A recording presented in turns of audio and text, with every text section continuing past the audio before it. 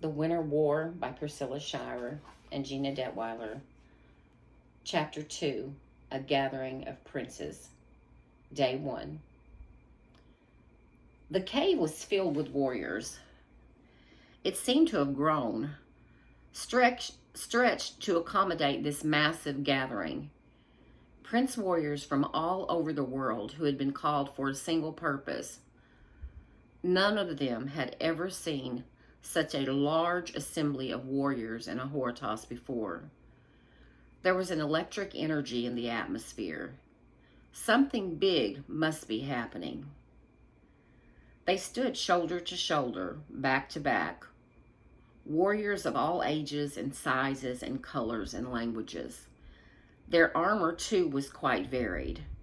Some armor was very plain and simple, others more elaborate and detailed, with fancy engravings or intricately scrolled edges.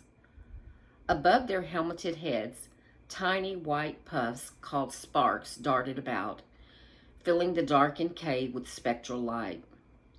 Long, jagged stalactites, glowing blue, as if lit from the inside, dripped from the ceiling. The walls were rimmed with more glowing stalagmites and rock formations on which some warriors sat in small groups, fingering their siege shields and their chrisen nervously. Others shifted about, murmuring to each other, filling the air with anticipation. All were wondering the same thing. Where is Ruach? Evan never knew there were so many other prince warriors besides him and his friends. He looked around, admiring some of the fancier armor. His own armor had grown with him in the past 2 years. His breastplate was bigger and thicker, now embellished with the crest of Ahoritas, the funny symbol that looked like an N, but really was an A. Every mission he went on seemed to make his armor a little stronger. He hoped someday he would have really cool armor like Mr. JR's. "Whoa," he said, even though it was something he was trying not to say so much.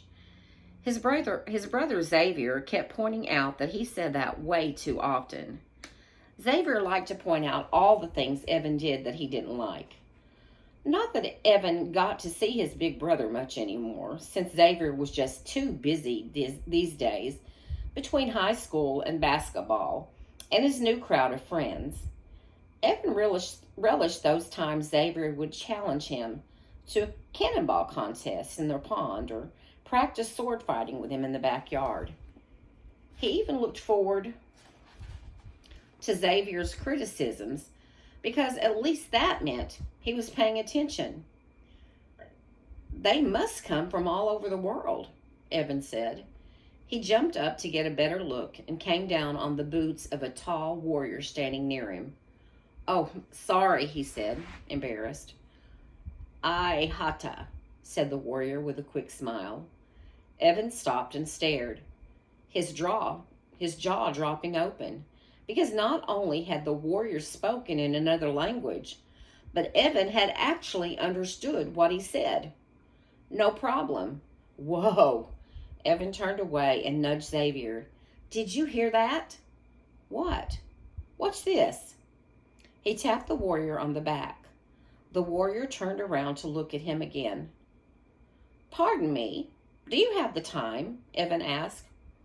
"E ole Ika Ahoritas," said the warrior. "There's no time in Ahoritas." "Okay, thanks," said Evan. He looked at Xavier. "This is awesome." Xavier nodded, his eyes widening in amazement. They pushed through the crowd, calling out for their friends.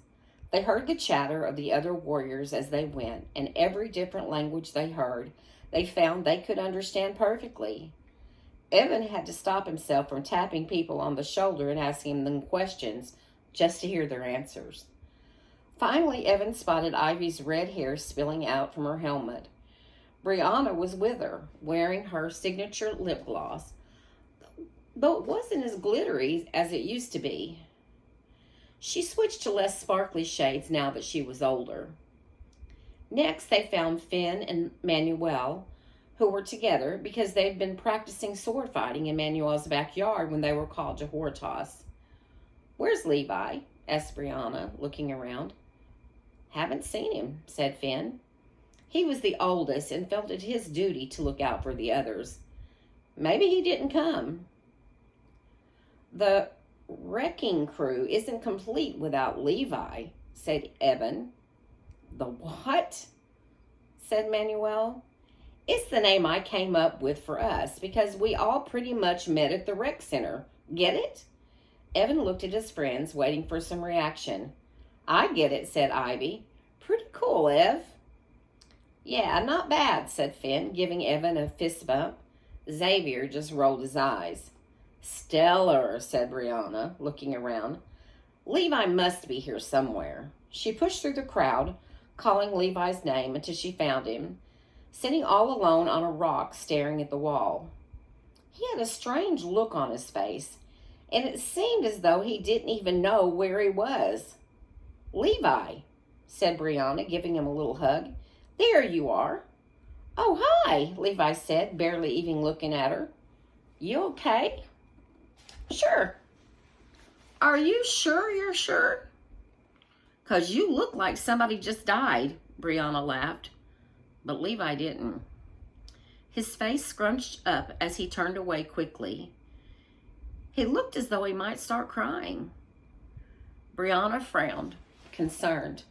She started to ask him something when her attention was caught by a sound, a melody, beautiful and sweet, and the darkened cave filled with spellbinding light. All the warriors stopped talking and stood at attention, listening. It was as if the light and the music were connected, one giving shape to the other. The sparks were instantly drawn to it, gathering and forming an image the warriors all knew well. Ruach. The warriors watched in awe as the sparks created a hovering vision of the small, purple-robed creature who was their guide in the kingdom of Hortos, the unseen world. Unseen by most people anyway. But Ruach himself did not appear in person. Instead, his voice came through the music, the notes translating into words that each warrior understood in his or her own language. "Welcome, warriors," said the spark-created version of Ruach.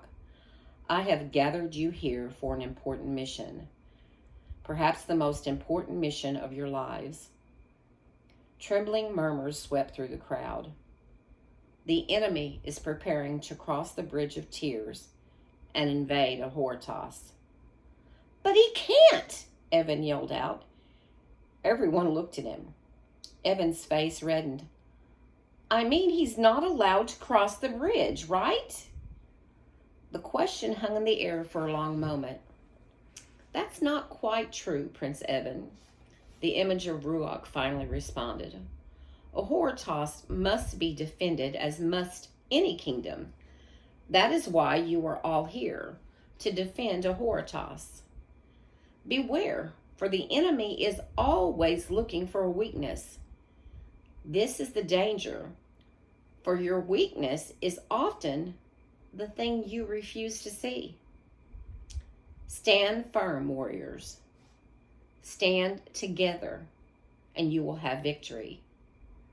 He added, "Remember, you have everything you need." "Man, I wish that guy Pony Roast would just stay dead," Evan mumbled. "How many times do we have to beat him?" "Only the source can really do that," said Finn. "And he will one day. In the meantime, we need to make sure Pony Roast stays out of our territory." "Right," said Xavier, impatient to start. "Let's get this show on the road." The image of Ruach disappeared as the sparks dispersed. They flew to one wall of the cave and reformed into a sparkling archway. The wall of the cave dissolved, revealing the landscape of Hortos through the arch. The warriors gasped at the sight. for a Horitos looked quite different than it had before. The sky, usually golden, was slate gray.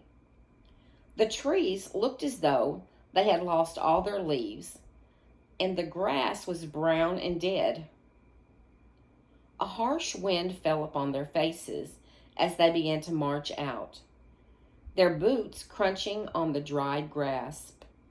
But they kept moving forward, following the steady beam of their breastplates, which pointed them in the direction they were to go. Evan couldn't see much at all because of the taller warriors marching in front of him, but he didn't like the way the air felt, or the way the few trees he could see were completely bare, or the way the sky was gray and ominous. "This doesn't look like a Horitos," he whispered. "It looked different every time we've come here," Xavier said, although Evan could tell he was concerned as well. "I didn't think there was weather in a Horitos," said Brianna. "Where do you think we're going?" Evan asked. "We'll know when we get there," said Xavier. Evan had a sudden thought that wherever they were going, he wasn't going to like it.